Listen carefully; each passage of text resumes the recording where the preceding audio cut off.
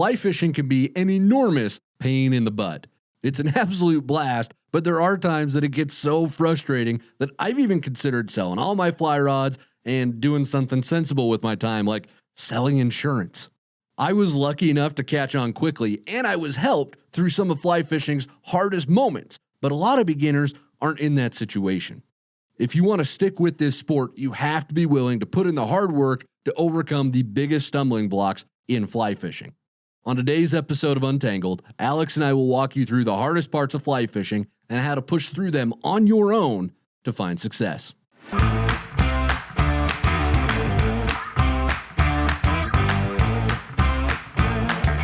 This is Untangled, fly fishing for everyone, presented by Ventures Fly Company. Hey everybody, welcome to it, and this is Untangled, and I am your host, Spencer Durrant, alongside the one and only Alex Stulce. What's up? How's it going, man? Dude, I'm excited to be here. This is gonna be a good one. It's gonna be a good chat, I think, this week, because we've got something interesting to talk about. And to get us into this point, I got a question for everybody listening and for you as well, Alex. Ooh, what is it? Has fly fishing ever frustrated you to the point that you have thought of giving it up for something a lot simpler, like, I don't know, nuclear physics or something? Never. Never? Oh no, it's so easy. You've never gotten skunked. Every fish I see, I catch.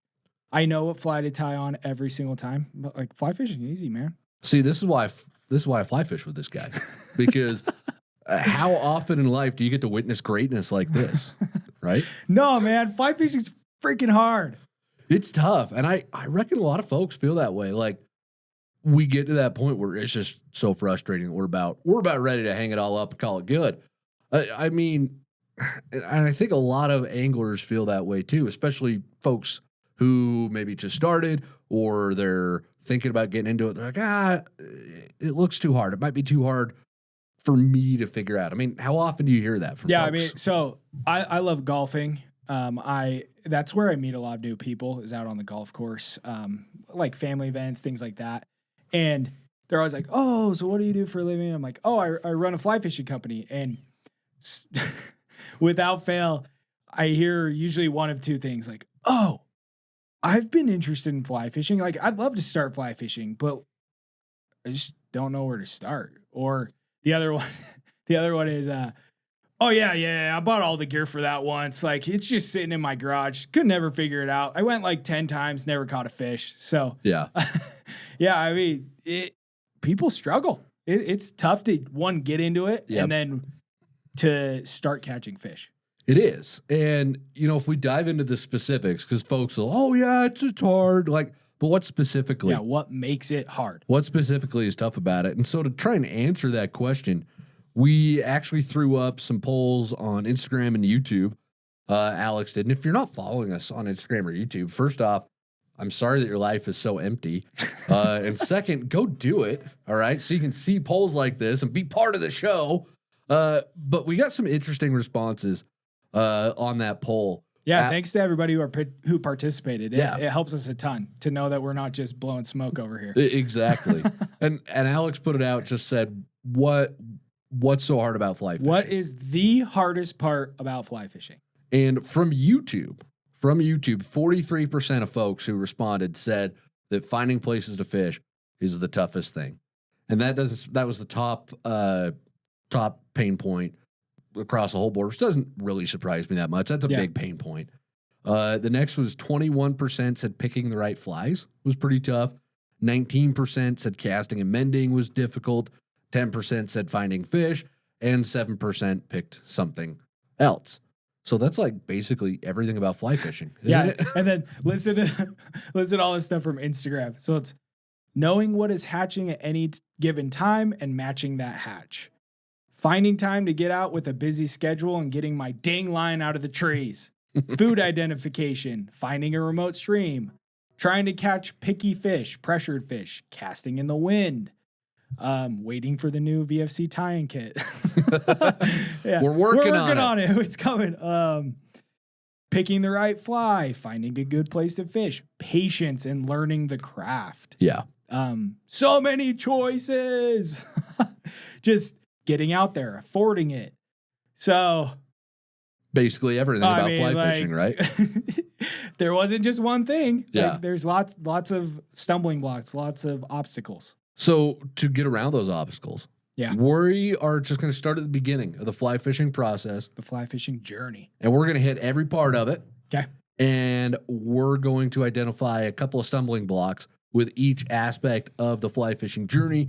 And we're gonna show you guys how to overcome those stumbling blocks, because one thing that you should know about me and Alex is we have overcome every stumbling block. We are perfect at this fly fishing thing. Oh yeah, if you've ever watched any of our videos, see a fish, tie on a fly, catch that fish.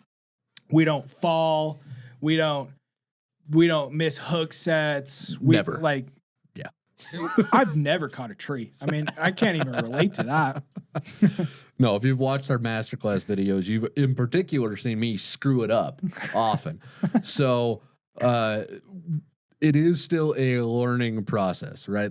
You're still going to continue to refine your skills, but the pain points we're going to get to today are the stuff that really stops folks, I think, from enjoying it and then diving deeper into it. So we're going to get you over the really common stuff that seems like a big hurdle, but after this show today, hopefully it isn't. Yeah, it's like when those people tell me that they've gone out 10 times and never caught a fish and they just keep their gear in the garage. Yeah.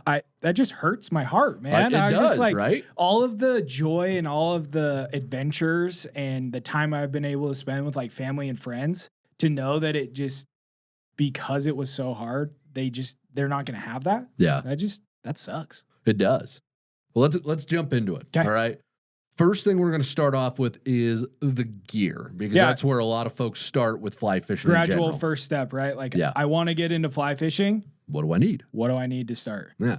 So the hardest part about the gear side of it, what is that? Is that knowing what you need, or knowing what to buy, or the huge price discrepancies? Alex, what do you think, in your opinion, is the biggest stumbling blocks when it comes to gear?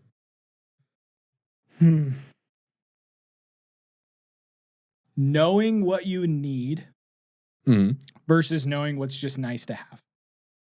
Yeah. I would say that is the biggest stumbling block, in my opinion. I actually have a story about this. So the other day I was at one of my favorite places to shop and get food, Rotisserie Chicken, if you know what I mean. Oh my gosh. If you know, you know. Oh my gosh. I can't stand Costco. I love Costco, but I don't know why Spencer doesn't like it. It is the greatest store on It's earth. everything that's wrong with America. Sometimes I go there for fun and just walk down the aisles. You do not. All right, then come with me after this. Anyways, I'm there. I walk in and I see this, in all its glory, this brand new fly fishing starter pack right there, right when you walk in. Oh, really? Yeah. A starter pack for fly fishing, starter pack for fly fishing. Really? Was it from Ventures Fly Co? Are we in Costco now? It wasn't, unfortunately. Oh. Do we need to go after somebody for like trademark and copyright infringement? All right, continue. So here we go. I see this starter pack. Sorry, I'm trying to pull up the picture here. And it says on the front of it, complete package, ready to fish.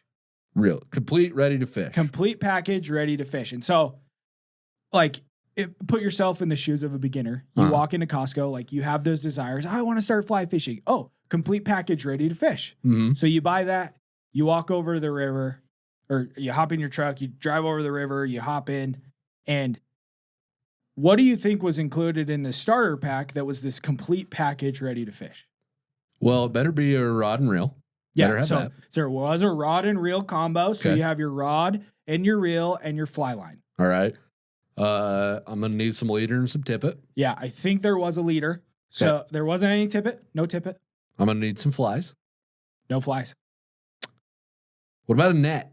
No net. So what are these people trying to pass off? Interesting enough, there was a fly box. Oh, were there flies in it? No flies in it. Oh, my goodness. So you had a rod and reel combo and a fly box. That's not ready to fish. That's ready to frustrate. And yeah, I mean, isn't that, like, that's such a buzzkill? You buy that and you head over the river. And so that's what I'm talking about here. Yeah. Like, there is a base level of gear that you need to start fly fishing. Yes. And then there are things that you can add on that make it easier, that make it more convenient, that are more specialized. If you want to start fishing more dry flies or you want to start fishing streamers, like there's gear on top of the base layer, but there is a base layer. So what is the that? Bare necessities. What is that base layer? What do we need?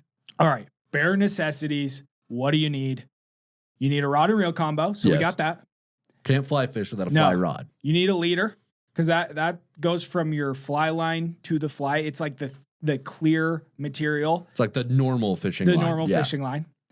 And I would say you don't they have different sizes of leaders. I would say if you just got a 4X leader, you're in business. Oh, yeah. That's all I use. You can fish small streamers, dry flies, and nymphs with that. Yep. And then tip it in case you want to do like a dry dropper rig or a nymph rig. Or add more tippet to the end of your leader if it's starting to get old. Yep. So you need leader, tippet, nippers. I mean, you could cut that tippet with your teeth. Yeah, but don't do that. I just got back from the dentist, and you don't want to be trying to cut teeth. Yeah, we have an affiliate link to some dentists in the podcast description. Yeah, go cut tippet with your teeth. Yeah. All right, nippers. What else do we need after that? So flies. Well, yeah. I mean, I assume that's a given, but apparently to these Costco people, it ain't. Yeah. Floating. So if you want to fish dry flies, you put some floating on there so that it stays riding high on that water surface for longer. Yes. And then technically, I would say you don't need a net, but I think everybody should get a net. It makes getting the fish in faster and taking care of them a lot easier. Yeah, I would say it's an absolute. You have to have it at this point. Yeah, I would agree. Yeah, it's definitely an absolute. So that's the basic. Those are the bare minimum items you need. And I'll throw up a little graphic on the screen if somebody's trying to get into this and they need it. Wonderful. Yeah. So that's the bare minimum. All right. But what else? You said there were some other things that if you want to go beyond that a little bit, that it will work out. What else is nice to have, but you don't absolutely need it? I would say add a few more leaders. So a 3X, a 5X. 3X for those streamers if you want to fish the like maybe it's like size 10, size 12, like sorry, not 10, 12.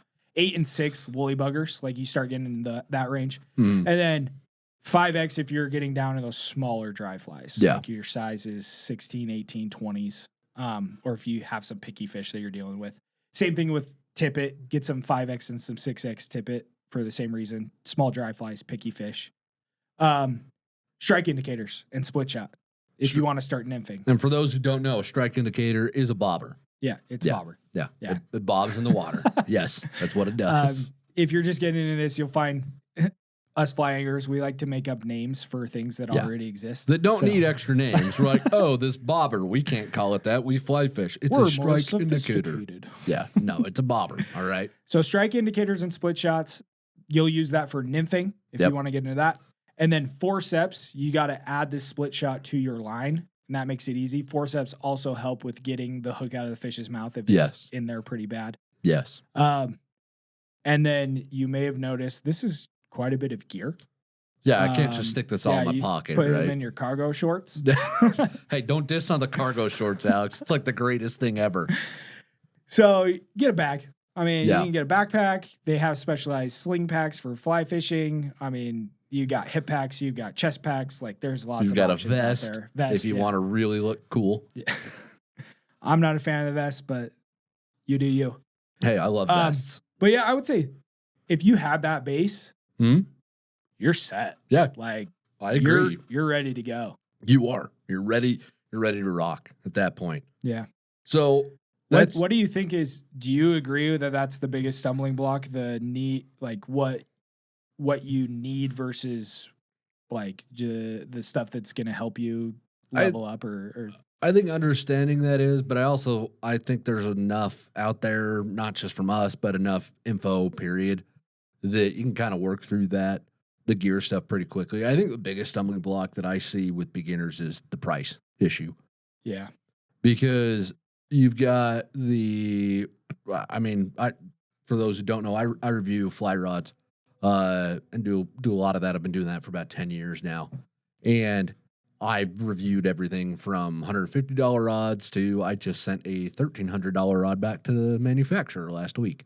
So, I mean, that's a wide gamut of prices. And folks see that, they're like, well, why is this one $200 and that one's $1,300? Yeah. And it's like, well, do I need the $1,300 one if I'm going to, will I not catch fish if I don't have the best stuff? I mean, yes. No, of course not. Right. You just need stuff that works. But it really is, it causes a disconnect because you see the expensive stuff and you're like, oh, well, I want the nicest stuff possible. And really what it boils down to, there's very few or very little just absolutely awful fly gear on the market, right? That Costco starter pack, I'm going to go out on a limb here and say that rod probably sucks. Just from my experience with gear like that. But if you're going from a reputable brand in the fly fishing industry, yeah, their entry level stuff, and that includes Ventures Fly Co., is going to be good. All right. We just got done fishing almost a whole week, and we both used the fly flinger almost the whole time. Yeah. I had to bust out a fun little rod to play with for a minute, but almost the whole time we used the fly flinger, our rod here. I didn't have any issues with it. And again, that's from somebody who fishes these expensive high dollar rods all the time. And Alex refuses to fish my fancy rods, right? I like to use this analogy. You have your Toyota Corolla, right? Yeah. Like it gets you from point A to B, it gets the job done. And then you have your Ferraris, like 0 to 60 in what, 3 point whatever, 2.8. 2.8, whatever. Like I think it's fun to use those other rods, but I don't see it as necessary a lot of the times. No. And it really isn't. I mean, if you're going to specialize in different things, I love to fish dry flies. So I get rods that are designed specifically for that. And there's a bit more of a cost associated with that. But really, that's the only time that you need to spend up on gear. And you can get nicer stuff. I mean, nicer stuff, it's going to be a better experience. The more expensive rods are lighter. They're a little bit easier to work with in some situations, not all the time. I would say I'm never out on the river with the fly flinger like, oh, I wish I had something more. Like it just gets the job done. It does. It's when if I were to use one of those fancier, more expensive rods, it would be for a more specialized situation. Exactly. Like if I was fishing really small dry flies on a river with picky fish and I had to use, I don't know, like a size 20 Griffin snap. Like we've been on rivers like that. Like then I might consider switching over to a rod like that. But for 95% of my fishing, I just like to have a constant. Yep. And I'm good with it. So. Yeah. And if you're really worried that you're missing out on something on the expensive stuff, start cheap and build up, and you can get that fancier stuff. But the key thing to know, and again, this is I've fished, I've reviewed probably close to 100 rods at this point. The difference between the entry level beginner focused gear and the high end stuff, it's a pretty big performance difference, but you don't appreciate that for a while. You're not going to notice that for a very long time because you got to get your skills to the point where you can bring out the best in these expensive rods. So start out with the stuff that you can afford, build up the expensive stuff if you want, right? That's my 2 cents on the price issue with if gear. you want. I know a lot of people, like, we'll even get YouTube comments where it's like, I've been using the same rod for 20 years. And it's like, I tip my hat to you. Good job. And they're fine with that, right? Yep. Like, they're happy with it. And so, yeah, I totally agree with that. Wonderful. And if we kind of touched on it, we do have starter packs. So yes, we do. It's everything you need to get started all in one package. Ventures Fly Co. was born from fly collections. We have these, they're specialized for beginners, give them like a really good base of flies so that they just take the confusion out of it. Cause don't even get us started on the whole fly selection thing. Maybe we'll get into in a minute. But I kept getting the question like, okay, I have the flies now, but what gear do I need? And I found myself sending like 20 different links to 20 different things that people needed. And I was like, all right. This is too much. Here we go. So we started the journey down making our own rod and reel and all that. And we have starter packs. It's everything you need to get started all in one package. Waders and boots aren't in it. We're working on that. But it's everything we talked about, those nice to have things and the absolutely needed things they're in the starter pack. So if you're interested in that, if you want to get started in fly fishing the fastest and easiest way possible, go hit the starter packs. Wonderful. All right, Alex, we've got the gear. We know what we need. We've bought according to our budget. We've got flies, actually, to fish with. I can't get over that Costco pack with, everything you need to fish, but, we're not going to give you flies. Oh, my goodness. So we've got all of that stuff. Next, the next logical step is, all right, I'm going to go fishing. I'm going to find a place to go fly fish. And that is our next big stumbling block, because you've got to find a place to go fish. Well, what I've noticed in talking with all these beginners and with having these chats since we've been doing this for a couple of years now at VFC, the biggest stumbling block is just, where do I even go? Where do I start? Like, what do I do? How do I even find a place to go fly fishing at all? And the solution to that, to fix it, really, you can beg, steal, and cheat for places to fish from people, just start weaseling it out of them if you really want to. No, I'm kidding, of course. Number one solution to this, honestly, and y'all might laugh at this, Google. Google's going to be your best friend. There's so much information about where to fly fish out there on the internet that if you're really confused, you'll be like, all right, places to fly fish near Orem, Utah. That's where we're at today. So, all right, where do I fly fish near Orem, Utah? Google that. Boom. You're going to have lists of tons of places to go hit. So, and especially if you live in a place where you're not near a fly shop or there's not a big fly fishing scene near where you live, Google is going to be your best friend to help you find a place to go start. And then if you do live in a place where there are fly shops, I definitely recommend going there. They're going to set you up. They're going to help you. They're going to point you in the right direction of like, all right, go here. They'll probably even tell you you're going to want these flies because there might be a certain hatch going on and whatnot. And we'll get into that more in a minute. But I see that as the biggest stumbling block. And then those are your solutions is Google and then go to some fly shops. It's nice to have some friends who fly fish as well. And you can have them take you out and tell you where to go. But I mean, that's not always necessary. We're not always in that position either. So if you don't have a friend and there's nobody teaching you to do it, Google and fly shops are going to be your best friends. And just a little pro tip here. I've had some awkward conversations and some interactions with people in my younger years because I was more of like a bother and like I would just almost funny you say like beg, steal, and cheat. Like I would just beg people and like bother people for fishing spots. And there's just a better way. Like it is so much more powerful and so much more rewarding to develop a relationship with someone. And gradually that's going to lead to them taking you to places that they love. Like, for example, you've taken me to some really cool places. I have. You have. Oh. Yeah. And all right. I mean, the wings and Diet Coke definitely helped. But just like as our friendship has developed and as we've worked together more and like as we've had cool experiences out on the river, like we've not only discovered new places together, but you've also places that you've discovered and places that I've discovered, we've shared with one another and we've had even greater experiences out there. So yeah, we have. If like, if you just post on Facebook and ask for places to fish, you're going to get a bunch of nasty comments and just people are kind of mean because you don't have a relationship with them. And so just the tip there is try to develop a relationship with someone and like give before you get, and it's going to work out a lot better.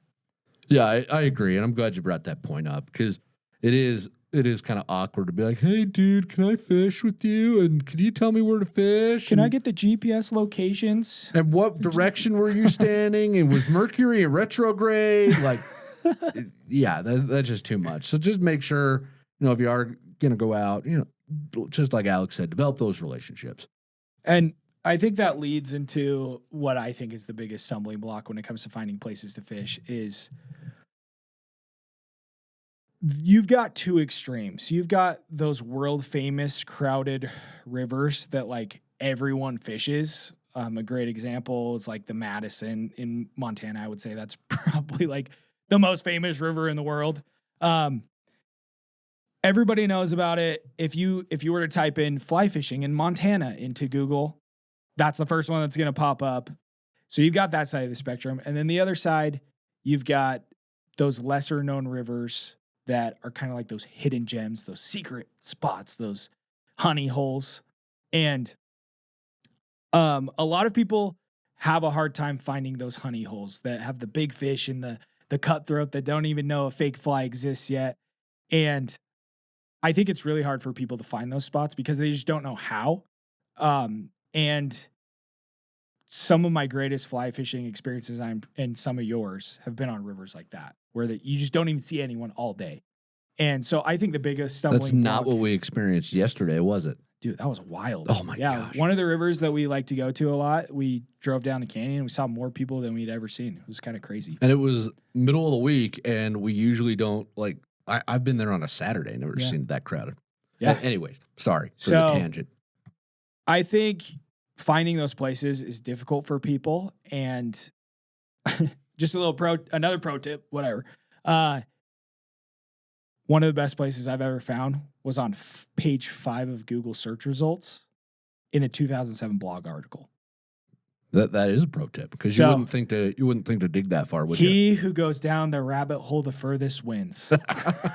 So what's the solution then? If you're trying to find a new place to fish, what is the solution to that? I made a whole video about this. Yeah, you did. Woo! It was a pretty good video. Yeah, I'm actually pretty stoked about it. So I spent a lot of time thinking about this, and I didn't want to hotspot rivers, right? Like, it's like, oh, well, here's where you should go fish. Like, I didn't want to do that. I want to teach a man to fish, and he'll fish for a lifetime. So I made a whole video walking people through the step-by-step guide of how you could find your own place to fish, your own honey hole, your own secret spot, step by step. So we'll throw that in the show notes, but I'm actually pretty stoked on the video. I spent a lot of time thinking about it and even came up with a blueprint for you. So go check it out. Yeah, it was pretty solid. And I'm not just saying that because, we work together. So it was pretty solid, Alex. It was a good job. The other part of that too is like, just make sure you go out and explore a little bit, right? Yeah. So that's how you're going to find a lot of these places. Just make sure you go out, explore, be willing to get skunked every now and then. It's not the end of the world. What? I'm going to go out fishing and not catch a fish? Well, dude, the other night, I only caught 3 fish the other night. That's almost getting skunked for me. Wow, ego check.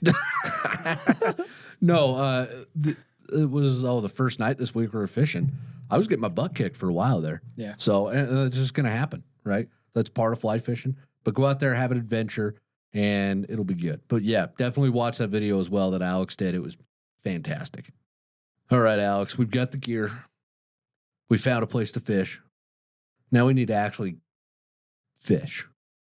And there's going to be a lot of stumbling blocks. One of the most frequently asked questions we get from both beginners and experienced anglers is, what fly should I use? With the thousands of fly patterns that exist, it can be completely overwhelming. That's why we've put together an entire ebook that walks you through everything about bugs and picking the right fly, no matter where you're fishing. So if you want to level up your skills and start catching more fish, click or tap the link in the show notes to get this ebook for free. All right, back to the show. Here, so we are going to go through everything with how to fish, casting, rigs and knots, how to pick a fly, presenting your flies, catching fish, landing fish, releasing them. We're going to give you the solution for each one of those. So we've identified the biggest stumbling block with each of those, and then we're going to give you the solution for them. But here's the thing. It's kind of hard to distill all of this into a podcast format. There's a lot of information, Dude, right? there's so much. It's insane. So we recognize that, and we're not trying to gloss over stuff. We want to give you guys very active. Actionable. Thank you. Actionable. I had a complete brain fart there for a minute, Alex. Thanks for saving me. I want to give you actionable intel on this, on fly fishing. But we realize that it's really hard to cover all that. So there is an entire masterclass that we've created, the Beginning Fly Fisher Masterclass, that takes you through A to Z how to fly fish. From a complete noob, you've never even looked at a fly rod before, let alone picked one up. You haven't even looked at one, to catching fish on your own and knowing how to understand that. That's what our masterclass does. There'll be a link to it in the show notes. It's on YouTube. And this isn't just like 2 videos that like No. 30 minutes, somebody just standing in front of desk, like talking about it. Guys, we spent like 2 years making this thing. Yeah. Out on the river, getting skunked, lots of tough days, hot, sweaty. Time away from our wives and families. I've missed out on dinners with my mother-in-law to create this. What a sacrifice. Someone's got to do it. But I'm just messing around. Like, I just want to say it is a masterclass. Like, we spent a lot of time and effort trying, because we get so many questions, because we get so many people that are confused about this. And it wasn't enough to just sit in front of a desk for 30 minutes and talk about it. Like, we need to get out on the river and show you how to do it. And so we spent 2 whole summers making this thing. And winters and falls and springs. Funny story. We actually, we were like, we're going to make a masterclass. And we went out and we thought we were going to film it in a week. Yeah, we went to Idaho. We're like, we'll get it. This is perfect. Did we even get one video done in a week? No. And yeah, it was awful. Like, at that point, I plugged the microphone into the headphone port. Like, we had the lenses all screwed up, so everything was fuzzy. Like, complete learning curve on our part. Yeah. And so, but now here we are. 2 years later, it's so much better. But go check it out. I can't recommend it enough. I mean, we're a little biased because we made it, but like we've got a lot of great feedback from people that it's helpful. I just don't know what other resource is going to beat it out there currently. I agree. That's not a challenge to content creators. Stay in your freaking lane, okay? Yeah, but go check. Like, if you're just getting into fly fishing, go check it out. And if there are questions you have or things that you feel like we could improve in it, or if there's a topic that you feel like we didn't cover well enough, I love that. Like, let us know, and we'll make it better. Like, that's what we're all about here at VFC, is leveling up our angling skills, leveling up how we teach, leveling up our ability to just help you guys. So exactly. All right, let's get into these, man. Let's dive into them. Biggest stumbling blocks, problems that we're going to see out on the water. So you're going to get out fly fishing. You're standing in the river. Let's start with casting, because I think this is what trips up so many people. I think, in my opinion, this is the hardest part of learning to fly fish. It's not learning how to pick bugs. It's not learning how to read water. It's casting, because it's just not an intuitive motion. No, it's very foreign. If you've ever fished with conventional gear, fly casting is completely opposite to all of that. So it's just, it's a big stumbling block to overcome. And the biggest issue within casting is timing, because if you watch a fly cast, you have to move the fly rod back and forth on a certain rhythm. You've got to know when to move the fly rod back and forth so that you can create those nice tight loops of fly line that are traveling through the air, which helps make a cast more accurate. Exactly. So that you're not just whipping it and busting flies off and, getting tangled in trees and then actually putting your flies where they need to go. So timing is your biggest obstacle you're going to run into with casting. Solution, and this might sound like I'm, being pedantic, but I'm not. It's just practice. Yeah. Because that's the only way you're going to improve on fly casting.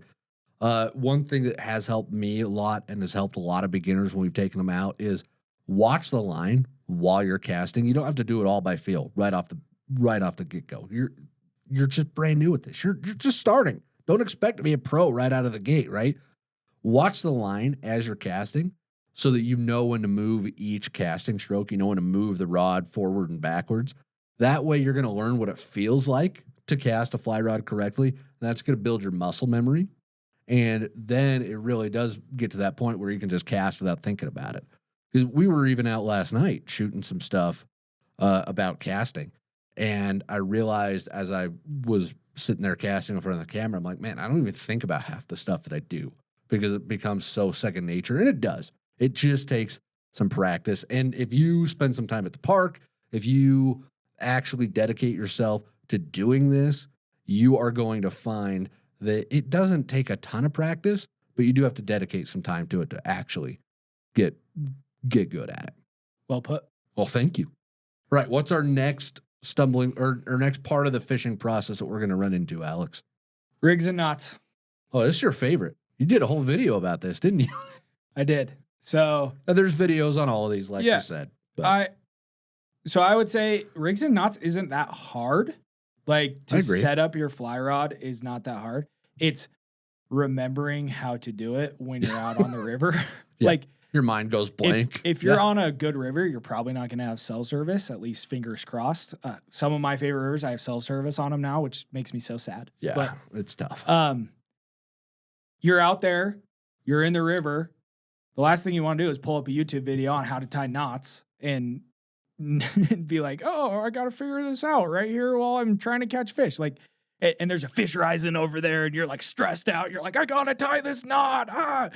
And so I would say the biggest stumbling block with rigs and knots is you just got to practice them. And I would say do it before you even go out to the river. Like, and do it like to the point where you don't have to watch the video or anything. Like somebody says, hey, set up your whole rod, set up a dry dropper rig right now. Like you could go through it and do it right there without any help. You need to be able to do it blindfolded. I'm Yeah. gonna push that challenge out there. Tie your knots blindfolded, then you're ready. That's a bit much. But yeah, I would say just practice them, know how to do them before you go out to the river, and booyah, you're ready. Wonderful. All right, our next issue. Picking the right fly. You're casting, you're tying stuff on, but you got to know what fly to use, right? Yeah. You just grab one out of the box and start going, right? Sometimes that works. It's got to look pretty. Yeah. Right. Russian roulette, fly tying, or fly style. Fly picking, yeah. So the stumbling block here, the biggest issue is that a lot of people come into fly fishing with no knowledge of bugs at all. No knowledge of aquatic insects, their life cycles, how that works. And that's completely It's understandable. a foreign language, man. Yeah, it's like we're telling you, hey, you gotta become like part scientist to be a good fly angler. And I mean, you don't, but that's how it feels sometimes. Yeah. And the solution to this is what we call our right fly formula. That's something we came up with here at VFC, and it's the simplest way to know what fly to tie on. Without any bug knowledge. Yeah, you don't have to know their Latin names. You don't have to know mayflies, caddis, stoneflies, midges, blah, blah, blah, blah, blah. Like, You don't, none of that. You don't need to know that. All you got to do is be able to observe the world around you. So you get to the river, you look around, and you're looking to see if there are bugs in the air, because that's going to be your first clue. And then you want to see if the fish are actually eating those bugs. If you look at the river and you can see the fish coming up to eat, boom, that's going to tell you, hey, they're eating this bug. You're going to pick something in your box that looks like it. Okay, but if there's no bugs out on the water or in the air, that's fine. Grab a rock, stick your hand in the water, pull up a rock, turn it over, and the bugs that are crawling around on the bottom of it, that's what fish are eating.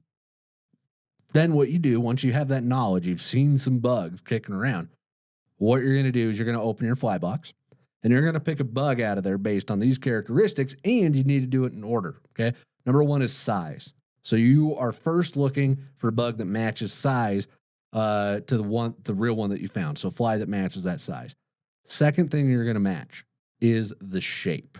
Okay, the shape's important because some bugs have a very slender, very tapered body. Other bugs are big and beefy and fat, like me. You know, they look like a sausage stuffed into a shirt. be nice to yourself. Jeez.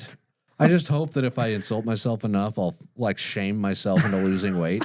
And I don't think that's how it works. But you're going to match the size and then the shape. And then the last thing, and this is the least important, is color, right? If you have a fly that's an exact match in color, wonderful. If it's not, really doesn't matter too much. But if you match size, shape, and color, boom, you can pick a fly. You don't know the scientific names of these. You don't know any of that stuff. But all of a sudden, you have picked a fly that has a very high likelihood of getting eaten by a trout. Totally.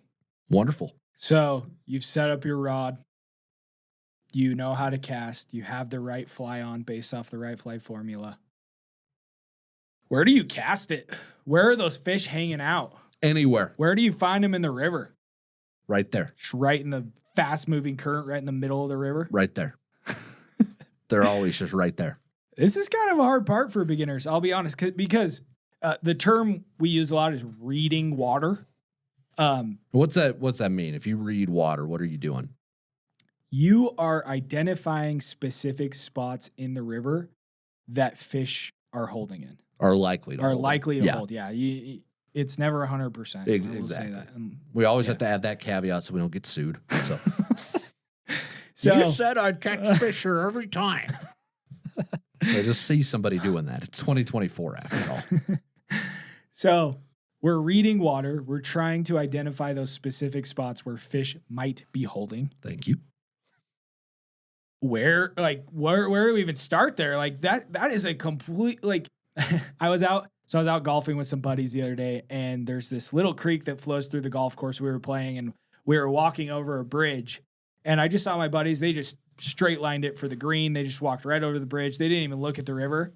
And I go over the bridge and I'm looking in the river and I'm like, where are the fish? Where are the seams? Where are they hanging out? Like, oh, there's an eddy right there. Oh, there's some pocket water. And so I've developed these skills to be able to read water. And when I look at a river, it's completely different than someone else who looks at a river that's never fly fished before, that's never learned to read water. And so I think the reason this is such a hard, a stumbling block, like finding places where fish are in a river, is it's such a different, like, it's a completely different skill than, it's just so out there. It's like, there's no real life corollary for it. It's like, oh, this is like doing this in life. There's not. It's just very different. Yeah. And so the solution, if you were to break it down to its most simple term, most simple thing that we can talk about when it comes to reading water, it is finding seams. So a seam is where fast water and slow water meet. You'll actually see a line between the fast and the slow water. Fish love seams because you have the food, those bugs that we talked about earlier, they flow by in the fast water, and the fish can stay in the slow water. It can sit there, it can chill, it can sit in its trout recliner, and then it can shoot out into the faster water, grab a bug, and then come back. It's almost like the faster water is a conveyor belt of food, and the fish just goes out, eats some food, comes back in the slower water. And so if you can look for seams, you're going to find fish, most likely. Yeah, and every other type of water builds off of seams. Yeah. Too. So, yeah, you look for the seams first. If you can identify that, you're going to be able to find fish after that, but look for those seams first. Agreed. Wonderful. All right. You put your flies out there, Alex. Can they just sit out there on the water and fish come eat them? Unfortunately, they cannot. We need to develop a few more skills. Yes, we need presentation skills. Just like you wouldn't show up on a first date wearing a stained shirt, a grubby old hat, and smelling like 3-day-old breakfast burritos. What's that look for, Alex? Does that actually happen to you? I'm a little bit worried. That felt too specific. I've had this happen to me before. That was that's for another podcast. Right? You want to put your best foot forward in dating and in fly fishing, all right? And part of that is what we call a presentation. It's how you put your flies out there on the water, because flies in their natural state, they look natural. So you want to try and get your flies to look as natural as possible. And the issue that a lot of anglers have is they cast their fly line out there and the line management just isn't great. And what I mean by that is they've got their fly line out there in such a way that their fly line is pulling on their fly and causing what we call drag, right? And basically that is, if you look at a leaf as it falls on the water in a river, that just goes down the river and it goes with the flow, right? It doesn't move against the current at all. But if you have something that has drag on it, you throw your fly out there and it's got drag on it, it's going to have a little wake behind it. It's moving against the current, right? If it looks like it's riding a jet ski, you're doing it wrong. You don't want your flies to look like that. What you're looking for is something that drifts naturally with the water. And a lot of times people have too much fly line out there and it's causing drag because the line might be in a different current than the fly and it's pulling on it. So the key here that I really want every beginner to understand is that less line out is way better than more line. So the less line you have out, the easier it is to manage. You only need enough line to get out to where your cast needs to be. That's it. You don't need anything more than that. 100% agree. Wonderful. Yeah, I would say beginners love to have tons of line out there. And not only is that going to cause drag, it's going to get caught on branches and bushes, and it's just going to cause a whole bunch of issues. Other anglers, drunk tubers. That has happened. I'll say that a couple of times. Okay, so let's imagine you're in the river, you're casting beautifully, your rod's all set up, you've picked the right fly, you found that fish, you see it rising, perfect presentation, you hook into that fish, it comes up, it smacks your dry fly, you set the, wait, you've got to set the hook? Yeah, you do. You got to set the hook. What does that even mean? And when I set the hook, now I have a fish on the end of my line. What do I even do? Yeah. How do you handle that? I don't know. What do you do, Spencer? Well, it's actually kind of simple. Surprisingly. It's all about line tension, Alex. And the reason I was being so quirky about that, people panic when they get a fish on the line. Yes, they do. Like, that's exactly how it is. Like, ah! In fact, we had a fun video we went and filmed a couple months ago where we took a complete noob out on the river. Like, our warehouse manager, Selma, she had never fly fished before, so we took her out. Had she even touched a fly rod She had before? never touched a fly rod. I mean, other than like packaging it up for orders and stuff, right? Yeah. But she had never cast a fly rod. She practiced her knots and rigs at home. We made her do that. But she was out there and she actually hooked into a fish. And the video is so funny because she's just like, like, what do I do? Yeah, she's straight panicked. And we're not ragging on her. That happens to everybody. That happens to everybody. Like, whenever I've been out with a beginner and they actually hook into a fish, understanding like not holding the line too tight and not having it too loose. Like tension control, I think, is the biggest stumbling block when it comes to landing a fish. And a great way to imagine this is when you set the hook. So setting the hook, a fish comes up to eat your fly, but you need to pull on that line to get the hook to drive into the fish's mouth in order to hook it, right? And when you do that, you just lift the rod slightly, you set the hook. There's a certain amount of tension that will be on your line at that point. What you're trying to do is maintain that amount of tension the entire fish fight. Because at that point, what you've done is you've shown that, oh, okay, I've hooked the fish. This is enough tension to keep that hook in there. And if you let it go and there's not enough of that tension, then that hook is going to pop out. And you're going to lose that fish. And you're going to sit there swearing and cursing on the river. Everybody's going to look at you and wonder, what's wrong with that guy? Right? You don't shed a few tears. Yeah. You don't want to be in that situation. Yeah. And then if you pull too hard, your tippet, it's quite fragile. That leader, that tippet, your fly will just snap off. Yeah. And so there's the biggest hurdle, the biggest stumbling block for a beginner when it comes to landing fish is finding that balance of too tight versus too loose. And the best way to learn how to do this is practice. So you just have to keep hooking into fish, and it's like this, you just keep getting feedback like, oh, on that fish, I was too tight. My leader snapped. Oh, on that fish, I didn't have enough tension. The hook popped out. And so just reps. You're going to learn what is the correct amount of tension. Wonderful. All right, our last one. We've caught the fish. It's in our net. What do we do, Alex? Do we put it on the bank and take pictures of it, pose it next to a snail, cover it in some dirt? How's your self-esteem? How many hateful comments would you like to get on the gram? I mean, none. Then I would not recommend doing that. Yeah. So there's a contingent of fly anglers who are ready to tell you that you're doing everything wrong, especially when it comes to taking pictures of your fish and showing them off. And they come from a good place. They do. But their execution of it is awful. Yeah. Because trout, I don't think a lot of folks understand this. Trout are pretty fragile creatures. Nobody understands it. Again, you have no clue what you're doing as a beginner. And trout, especially, they're far more fragile than bass. Trout have a very relatively narrow temperature window for like water temperature that they like. And then if they're handled incorrectly, and handling just means from the time that you get it in the net, get the hook out and put it back, if they're handled incorrectly, the chances of them dying actually shoot through the roof. I can't remember the exact numbers, but fish that are mishandled have, I want to say it's like almost a 30% higher chance of dying after they've been released. Yeah, we need than to fish reread that don't. article. Yeah, there's a wonderful article. I'll throw it in the show notes today. It's from the folks over at Keep Fish Wet. But really what you want to do is you want to look at, you want to get the fish in the net, look at it, make sure it's feeling good, right?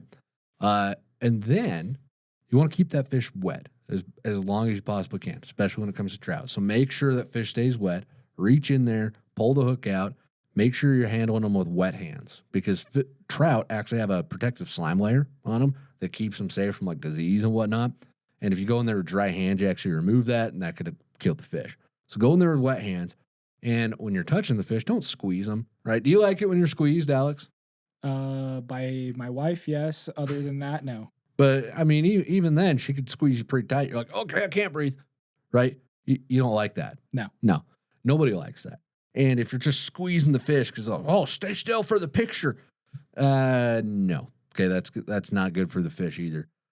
Make sure you're using a nice light grip with them the whole time. And then, remember, fish have to be in the water to breathe. So keep the amount of time that they're out of the water to an absolute minimum. Okay? That's the last point here. Just make sure that if you're going to pull them up out of the water, make it 5 seconds or less. Okay, pull them up, get a picture, put them back in, boom. Don't let them fall on the ground. Don't let them get covered in dirt and grass because, A, you're going to get ridiculed on social media, unfortunately. Instead of somebody like, hey, you might not know, but here's the right way to handle a fish, and congrats on catching a fish. Make sure you do it differently next time. They'll be like, oh, so you hate freedom and happiness because you're killing trout, you evil son of a gun, right? It's no like, oh, hey, maybe this person doesn't know. We're joking, but like, dude, I've seen some nasty freaking comments, but it's so frustrating. So understand how fragile trout are. Keep them wet. Go through best practices. Again, we'll have an article in the show notes that'll take you through all of those best practices so you can wrangle them if you need to. And I mean, with that, Alex, we're through it all. We've hit almost all the stumbling blocks. One question. All right, what is it? So we've gone through all the stumbling blocks, the fly fishing journey from not knowing anything to catching a fish. Yes. What is the hardest part about fly fishing? All of it. Like, I think it's all tough. And people who say it isn't, like, I look at it and I realize that I was lucky because I had more of a natural a natural fit to it. I just kind of went into it really well. A lot of folks don't have that. And I also grew up in a family that fly fished. So some folks just take to it a lot better. But it's tough. I just think all of it's tough. And so along those lines, I agree. I think it's all tough. I would say the hardest part about fly fishing is because it's all tough, it's having enough patience to push through that learning curve and enjoying that process and enjoying that moment. Because like we talked about at the beginning, those people that I meet that have all their gear in the garage, went 10 times, never caught a fish. That's the hardest part, is pushing through those 5, 6, 7, 8, 9. Hopefully it's less because we're trying to attack this head on here at Ventures Fly Co. Like, this is our mission, is to help beginners get started the fastest and easiest way possible. We say it all the time.